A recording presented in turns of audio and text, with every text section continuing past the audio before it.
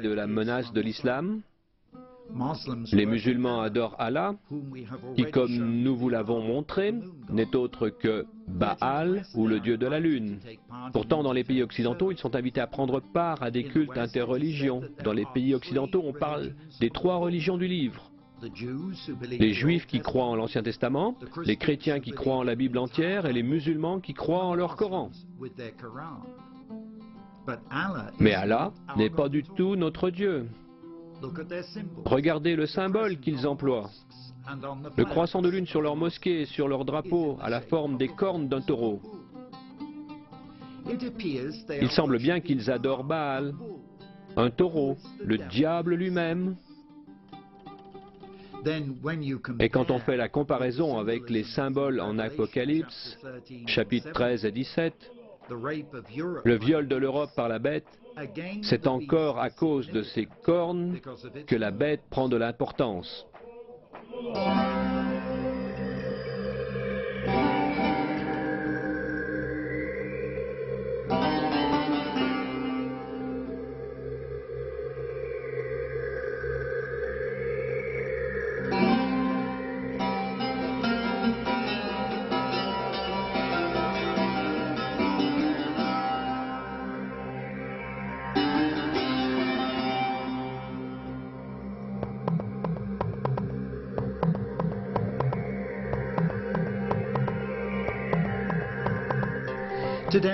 De nos jours, nous assistons à la montée d'un fanatisme musulman militant qui menace la stabilité du monde. Le président Bush l'a reconnu dans sa déclaration de guerre contre le terrorisme. Ce n'est pas seulement une question de conflit en Israël au sujet de la terre. Le fait est que les musulmans ont l'intention de détruire Israël entièrement. Mais il se peut qu'ils aient à détruire d'abord l'Amérique, parce qu'elle est la force qui soutient Israël. Ils ne veulent pas simplement Jérusalem, ou les territoires dits occupés. Ils n'auront de cesse que tous les Juifs ne soient exterminés et chassés de leurs terres. Après Israël, leur prochain ennemi est l'Église. Les militants musulmans haïssent la croix. Ils haïssent tous les symboles chrétiens. À l'heure même, de partout dans le monde, chaque fois qu'ils voient des symboles chrétiens, ils construisent des mosquées pour montrer la supériorité de l'islam sur la foi chrétienne. Cela fait partie du grand combat où nous nous trouvons en cette fin des temps. C'est sérieux et nous avons besoin de prier. L'Arabie Saoudite construit des mosquées partout dans le monde, même là où les musulmans sont peu nombreux. Mais en Arabie Saoudite, on peut être mis en prison si on a une Bible, et la construction d'églises y est interdite. Quand la ville de Rome a autorisé la construction d'une mosquée près du Vatican, la presse saoudienne y a vu une reddition à l'islam.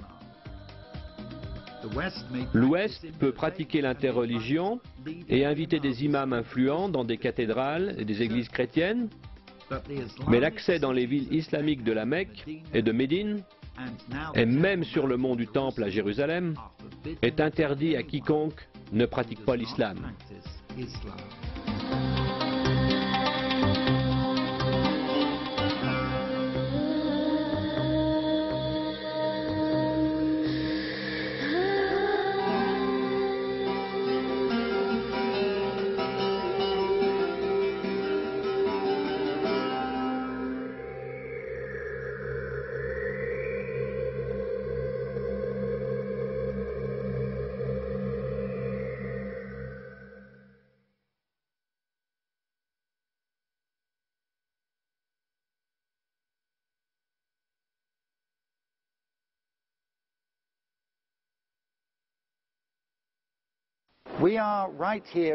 Nous voici à Berlin. Vous savez déjà que Berlin n'est pas seulement la capitale de l'Allemagne, mais c'est aussi l'un des principaux centres de l'Union européenne. Et nous sommes ici devant le musée de Pergame, qui abrite 2 monuments très importants.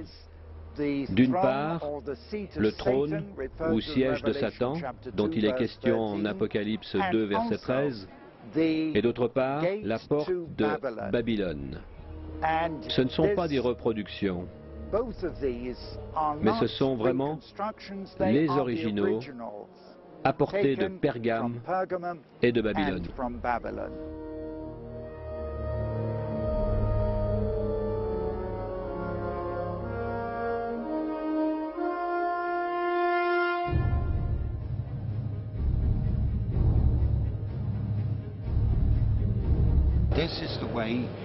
À l'intérieur du musée, nous prenons la rue de la procession, celle-là même que les enfants d'Israël suivirent pour aller en captivité à Babylone, quand ils furent emmenés à Babylone en captivité. Venez avec moi alors que je marche littéralement là où les Israélites passèrent. Devant moi, en fait, je regarde la porte Ishtar, qui est connue pour ses 337 dieux serpents. En hébreu, en numérologie, 337 est le nombre qui représente Sheol, ou l'enfer. En réalité, c'est la porte qui conduit à l'enfer que vous voyez ici. C'est la vraie porte que vous voyez. Ce n'est pas une maquette, c'est la porte d'origine qui était à Babylone. Elle a été construite 600 ans avant Jésus-Christ. Et elle a été transportée jusqu'ici et reconstruite dans le musée de Pergame à Berlin.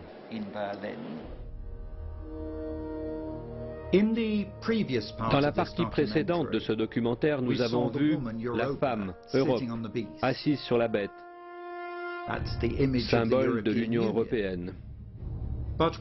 Mais quand Jésus montre à Jean la femme en Apocalypse 17, celle qui selon nous représente l'Europe, elle porte sur son front un nom, Mystère Babylone.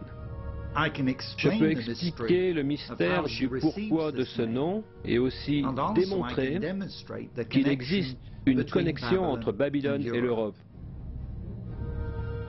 Nous l'avons d'abord vu à Strasbourg, avec la tour de Babel, et maintenant nous voyons que la Babylone d'origine se trouve en fait en Europe. 600 ans avant Jésus-Christ, après des années de rébellion contre Dieu, les Juifs furent emmenés captifs de Jérusalem en exil à Babylone. Le repère des démons, de la sorcellerie, des sortilèges, le lieu même que le diable, Lucifer, a choisi pour établir son gouvernement mondial en rébellion contre Dieu. Au psaume 137 dans la Bible, nous lisons que les exilés pleuraient auprès des fleuves de Babylone quand ils se souvenaient de Jérusalem. Pourquoi ? À Babylone se trouvait la ziggourate, la tour de Babel reconstruite, symbole de provocation contre Dieu. Il s'y trouverait aussi le temple de Marduk, également appelé Baal, le dieu dragon, mauvais esprit qu'on adorait par des automutilations et des sacrifices humains. C'était certainement le diable lui-même. L'entrée solennelle pour tout cela se faisait par la porte d'Ishtar,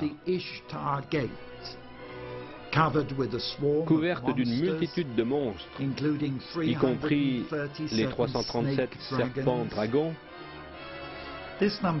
Rappelons que le nombre 337 signifie Sheol ou enfer en numérologie hébraïque. Cette porte est certainement l'entrée de l'enfer sur la terre. Il n'est pas étonnant que lorsque Dieu délivra miraculeusement les Juifs de Babylone 70 ans plus tard, leur bouche ait été remplie de rire et leur langue de chant. Mais où est Babylone aujourd'hui? Oui, bien sûr, Saddam Hussein l'a fait reconstruire à côté de Bagdad, en Irak. Mais bien avant lui, la Babylone d'origine était venue en Allemagne. Historiquement, quand les Mèdes et les Perses conquirent Babylone en 539 avant Jésus-Christ,